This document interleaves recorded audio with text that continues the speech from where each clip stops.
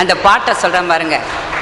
ஈதல் அறம் தீவினை விட்டு ஈட்டல் பொருள், எஞ்ஞான்றும் காதலர் இருவர் கருத்தொருமித்து ஆதரவு பட்டது இன்பம், பரனை நினைந்து இம்மூன்றும் விட்டது வீடு. ஈதல் அறம், உன்னால என்ன முடியுதோ அதை கொடு. அதுக்காக கொள்ளையடிச்சு தானம் பண்ணு அத்தல்ல. சுகிசிவம் ஒரு மேடையில் சொன்னார், உண்டியல்ல 15 லட்சம் ரூபாயை கொண்டு போடுறான், 10 கிலோ தங்கத்தை போடுறான்னா கஷ்டப்பட்டு சம்பாதிச்ச காசு கிடையாதுன்னு. உண்மை தானேங்க. நம்ம எவ்வளோ போடலாம்? நான் 101 போட்டிருக்கேன், 500 போட்டிருக்கேன், மேக்சிமம் 1001. ரொம்ப வேண்டி திருமங்கலத்தை தூக்கி போட்டான், அவ்வளவுதானே நம்மளால செய்ய முடியும். அதுக்கு மேல 5 கிலோ தங்கம் 10 கிலோ தங்கத்தை கொண்டு போடுறான்னா அவன் பெருமாளையே கூட்டணி சேர்த்துக்கிட்டான்னு அர்த்தம். ஒரு 50 கிலோவை கொள்ளையடிச்சாதான் அவன் 2 கிலோ கொண்டு திருப்பதியில போட முடியும். எவன் பாவத்தை பொத்துனானோ 10 கோடி அதுல கொண்டு 50 லட்சத்தை போட, ஹார்ட் ஏர்ன்டு பணத்தை நெட் கேஷை நீங்க உண்டியில் 50 லட்சம் போட முடியுமா சொல்லுங்க? யார் கொடுத்தா எப்படி கொடுத்தான்னு தெரியாம உண்டியில காசு போடுறாங்கன்னா அதுதான் கொள்ளையடித்து நல்ல வரையில. அதை ஔவையார் ஒத்துக்கவே தயாரில்லை. அவர் சொல்லிட்டார், நீ அறம் செய்யறது சரிதான், நீ செஞ்ச பாவத்தை போக்குறதுக்காக கொள்ளையடிச்ச பணத்தை வச்சு அறம் செஞ்சனா அந்த அறத்துக்கு புண்ணியம் கிடையாது. ஈதல் அறம் தீவினை விட்டு ஈட்டல் பொருள், எஞ்ஞான்றும் என்னது இன்பம், காதலர் இருவர் கருத்து ஒருமித்து ஆதரவு பட்டது இன்பம். கணவனும் மனைவியும் அன்போடு வாழ்வதுதான் இன்பம். வேற அதை பத்தியே அவருக்கு வேற விளக்கமே தேவையில்லைன்ட்டார். மியூச்சுவல் அண்டர்ஸ்டாண்டிங்கோட புரிந்து கொள்ளுதல் உணர்வோடு 2 பேரும் சௌக்கியமா குடும்பம் நடத்தினா அதுதாயா இன்பம். நல்ல சம்பாதிச்சா வாழ்ந்த பிள்ளைகளுக்கெல்லாம் செஞ்சுட்டியா, கடைசி காலத்துல இந்த கோயிலுக்கு போறோம், ஒரு 60-70 வயசுக்கு மேல 2 கோயிலுக்கு போனோம், முடிஞ்சதை செய்யறோம். பரனை நினைந்து இம்மூன்றையும் விட்டது வீடு, தீர்ந்தது கதை. அப்போ அறம்பொருள் இன்பம் வீடு என்ற 4ஐயும் ஒரு வெண்பாவில் சொல்ல முடியும் என்றால் 1330 குரட்பாக்களில் சொல்லியும் ஒன்றை விட முடியும் என்றால் எங்க ஔவையார் தான் பெரியவர்னு பாரதியார் சொன்னார். அப்போ ஒரு ஆணே சர்டிபிகேட் கொடுத்த மிகப்பெரிய மூதாட்டியாக யாரை பார்க்கிறோம்? நம்ம அவ்வை பெருமாட்டியை பார்க்கிறோம். இப்படி ஒரு பாட்டு இருக்கிறது யாருக்குமே தெரியாது. எனக்கு அதுதான் ஔவையை பற்றிய செய்திகள் நிறைய வெளியே வர வேண்டும் என்பது என்னுடைய மிகப்பெரிய ஆசை. எவ்வளவு கூர்மையான அறிவுடையவர் என்றால், ஒரு சோழ அரசனுடைய அவைக்கு போனார். சங்க காலத்து அவை, நான் இடைக்காலத்துக்கு வரல, சங்க காலத்து அவையை பற்றி அவ்வளோ செய்திகள் இருக்கு. அன்னைக்கு சோழ ராஜாவோட பிறந்த நாள். இது கரெக்டாக இருக்குது, சவுண்டு இப்படியே இருக்கட்டும், ரொம்ப கரெக்டாக இருக்குது, எக்கோ கேட்கல. சோழ ராஜாவுக்கு எல்லாம் பெரிய பெரிய பாட்டு புலவர்களாக உட்காந்துருக்காங்க, வரிசையாக பாட்டெல்லாம் பாடுறாங்க. நீங்கள் சினிமாக்கள் எல்லாம் பார்த்துக்கலாம், பெரிய பெரிய பாட்டெல்லாம் பாடுவாங்க. உடனே ஔவையார் அரசன்கிட்ட நின்னார். இவரும் பெருசாக பாட்டு எழுத போறாருன்னா வரப்பு உயர, அவ்வளோதான், 2 வார்த்தை சொல்லிட்டு போய் இடத்துல உட்காந்துட்டார்.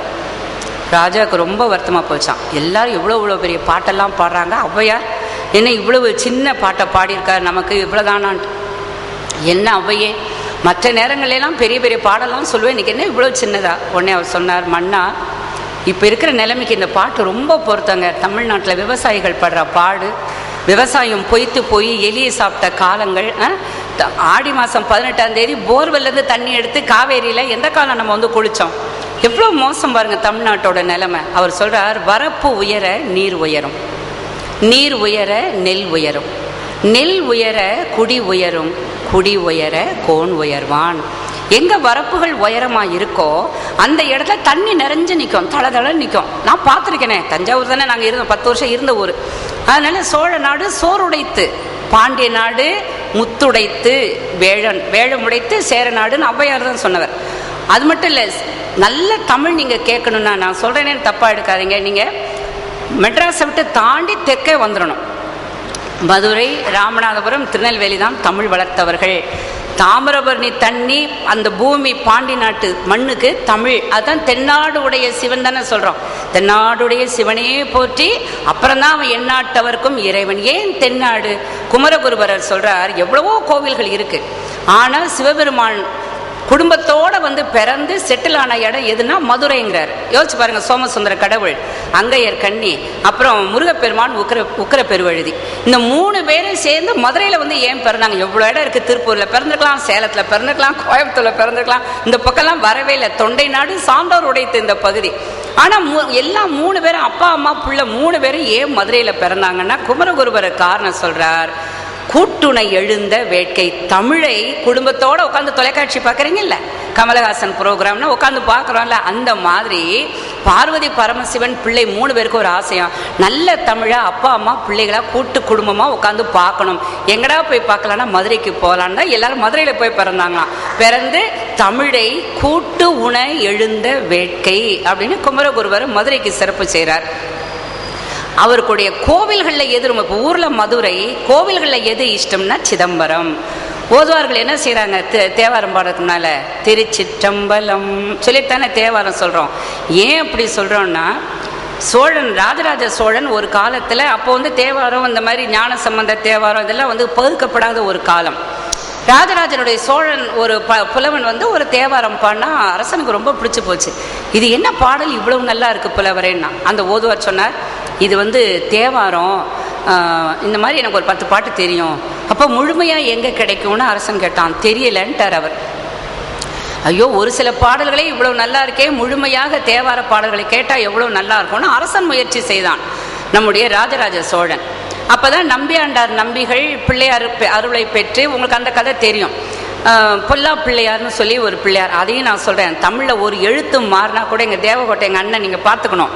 உங்கள் தேவகோட்டையில் அந்த தப்பை நான் கண்டுபிடிச்சி சொன்னேன், அது திருத்தினாங்களா இல்லையான்னு என்னன்னு தெரியாது. கோவிலுக்குள்ளே போனதும் ஒரு பிள்ளையார் இருக்கார். லகரத்தில் பள்ளின்னு போடுற லகரம் வேற, செவத்தில் இருக்க பள்ளி. பள்ளின்னு போட்டால் என்ன ஆகும், பள்ளிக்கூடம். இந்த லகரம் போட்டால் பள்ளி செவத்தில் இருக்கும். இந்த லகரம் வெள்ளிக்கிழமைன்னு போடுறோமே, அந்த லகரம் போட்டிங்கன்னா பள்ளிக்கூடம். பள்ளின்னா அது ஸ்கூல். பொல்லா பிள்ளையார், பொல்லாதன நாட்டின்னு அர்த்தம்.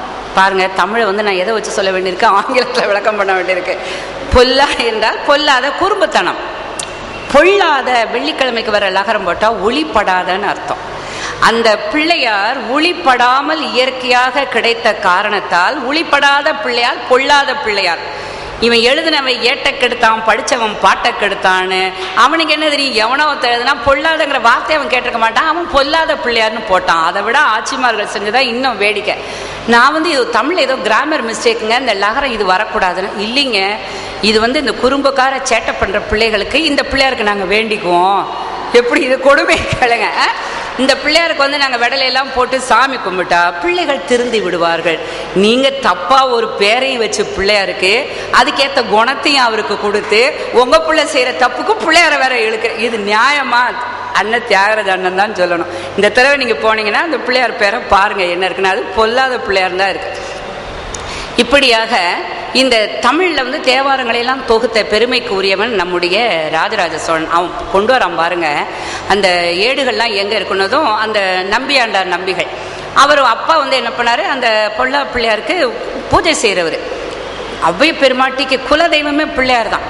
இப்போ ஒவ்வொரு சாமி, காரைக்கால் அம்மையாருக்கு சிவபெருமான். அந்த மாதிரி மாணிக்க வாசகர் சிவனை தவிர யாரையுமே நினைக்கல. உள்ளேன் பிறதெய்வம் உன்னையெல்லாம் எங்கள் உத்தமனேன்னு ஒரு சாமி மேலே அவர் பாடல. அம்மன்லாம் கூட கிடையாது, எல்லாமே சிவபெருமானை பற்றி. அருணகிரிநாதர் முருகப்பெருமானை பற்றி. திருமாலை பற்றி பாடினால் கூட எங்கே கொண்டு வர, திருமாலுடைய மருகவனைன்னு கொண்டு வந்துடுவார். இந்த சாமியை கொண்டாலும் ரெஃபரன்ஸ் அது முருகனோட லிங்க் பண்ணிடுவார் அவர். அப்படி ஒவ்வொரு குலதெய்வம் உண்டு. இப்போ என்ன பண்ணார் இவர், பிள்ளையார் பூஜை பண்ணிட்டு இருக்காங்களா, அவங்க அந்த குரு வந்து ஒரு நாள் குருக்கள் வெளியே போக முடியாதுச்சு, நம்பியாண்டார் நம்பிகளை கூப்பிட்டு, எப்பா நீ இந்த பிள்ளையாருக்கு ஒரு 2 நாள் பூஜை பண்ணு, நான் என் காரியத்தை முடிச்சு வரேன்னு வெளியூர் போயிட்டார். குழந்தை கொழுக்கட்டையெல்லாம் எடுத்துகிட்டு போய் பிள்ளையார் முன்னால் வச்சு பாட்டெல்லாம் பாடிச்சு. இந்த பிள்ளையார் இந்த பாட்டை பாடிச்சோம், அந்த காலத்தில் ஒரு பாட்டை பாடியிருக்கு. பிள்ளையார் வந்து எடுத்து சாப்பிடுவாரா எங்கேயாவது? அவர் எடுத்து சாப்பிட்டா நம்ம தான் வைப்போமா கொழுக்கட்டை, அவர் தும்பிக்கை தள்ளி வச்சிருவோம். இவர் பாட்டுக்கு எல்லாத்தையும் எடுத்து சாப்பிட்டா வம்பு இல்லை. உடனே இது பார்த்தது பிள்ளையார் சாப்பிடவே இல்லை. ஐயோ, நம்ம பூஜையில் ஏதோ பிழையா போச்சு போலிருக்கே, பிள்ளையாரே நீ சாப்பிடு, நான் தான் நல்லா தானே பாட்டெல்லாம் பாடினேன், உடனே நல்லா அபிஷேகம் பண்ணேன், குளிப்பாடு என்னென்னமோ சொல்லி பார்த்துச்சு, சாப்பிடல. உடனே முட்டி அது அழ ஆரம்பிச்சுது. பிள்ளைக்கு ரத்தம் வர ஆரம்பிக்கவும் பிள்ளையார் வந்து கவலைப்படாதே நான் சாப்பிட்றேன்னா அந்த கொழுக்கட்டையில் 2 எடுத்து சாப்பிட்டார். ஒரு 5-6 வச்சுருப்பாங்கன்னா ஒரு 2 சாப்பிட்டாரு. மீதியை வீட்டுக்கு கொண்டாந்து கொடுத்தது. அவங்க அம்மா கேட்டாங்க, ஏன்டா வீட்டுக்கு வந்தால் தான் நான் கொடுத்துருப்பேன்ல, அதுக்குள்ளே என்ன அவசரம், நீ அதில் 2 எடுத்து சாப்பிட்டேன். நான் சாப்பிடலம்மா, நான் ரொம்ப வருத்தப்படவும் பிள்ளையார் 2 எடுத்து சாப்பிட்டாரு. அந்த அம்மா இங்கே வர, நீ சாப்பிட்டதுல இல்லை பொய் மட்டும் சொல்ல. இல்லைம்மா நிஜமாவே பிள்ளையார் தான் சாப்பிட்டாரு. ஒன்று நமக்கு வருத்தம். அப்புறம் அந்த ஐயா வந்ததும் பாருங்க வந்தேன்னா 2-3 எடுத்து தின்னுட்டு பிள்ளையார் சாப்பிட்டாருன்னு சொல்கிறான். உடனே அவங்க அப்பா வந்து மறுநாள் பிள்ளையாருக்கு எல்லாம் நிவேதனம்லாம் பண்ணிவிட்டு, எங்கடா அவங்க பிள்ளையார் இன்றைக்கி வந்து எடுத்து சாப்பிட சொல்லணுதும் இவன் வந்து பிள்ளையாரை ரொம்ப சொல்கிறான், நான் வெளியே எடுத்து சாப்பிடலன்னா நான் சொன்னதெல்லாம் பொய்யாயிடும் போல் இருக்கேன். நான் பிள்ளையார் டபக்குன்னு எடுத்து 2 வாயில் போட்டுட்டார். அவ்வளோதான், அவங்க பயந்தே போயிட்டார் அவங்க அப்பா. ஐயோ, நம்மை விட நம்முடைய பிள்ளையின் அன்புக்கும் பக்திக்கும் கட்டுப்பட்டவர் கடவுள்னு ஆயிடுச்சேன்னு அவன் ஊர் பூரா செய்தி. ஒரு பால் வருதுன்னதுமே நம்ம பண்ண கூத்து 1 2. நான் கூட எங்கள் வீட்டு பிள்ளையாருக்கு பாலை போட்டு திணிச்சு அது கொஞ்சம் குடிச்ச மாதிரி தான் எனக்கு இப்போவும் நினைவு. அது எனக்கு அது எப்படிலாம் எனக்கு தெரியாது, எப்படி விட்டால் அது எங்கேயோ போயிடுச்சு, ஒரு கீழே கொட்டிச்சா என்ன. ஆனால் உலகமே கொடுத்தோம் நம்ம, இங்கே மட்டும் இல்லைங்க, அமெரிக்கா ஆஸ்திரேலியாவில் இருக்க பிள்ளையாரெல்லாம் கூட பால் குடிச்சுதா. அப்போ ஒரு 10 வருஷம் இருக்குமா அது நடந்து. அதான் நம்முடைய பெருமைகள். அவன் என்னெல்லாமோ கண்டுபிடிக்கிறான் மேலாட்டுக்காரன்னா, நம்ம பிள்ளையார பாலே குடிக்க வச்சிட்டோம்.